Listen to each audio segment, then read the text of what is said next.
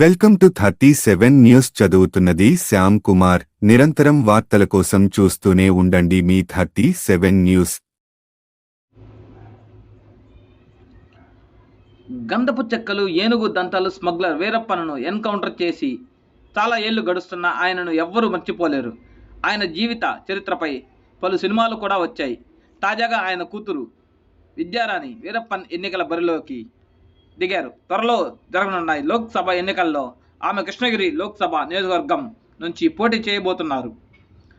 ఆమెకు సినీ దర్శకుడు Naam Tamilar Katchi party convenor Seeman Krishnagiri ticket కేటాయించారు.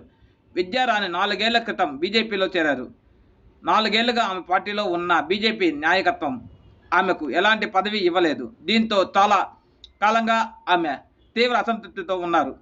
ఈ నేపథ్యంలో ఆమె బీజేపీకి రాజీనామా చేసి నామ్ తమిళర్ కట్ పార్టీలో చేరారు. రానున్న ఎన్నికల్లో నామ్ తమిళర్ కట్ పార్టీ తమిళనాడులోని 39 లోక్సభ స్థానాలతో పోటీ పాటు పుదుచ్చేరి స్థానంలో కూడా పోటీ చేస్తుంది.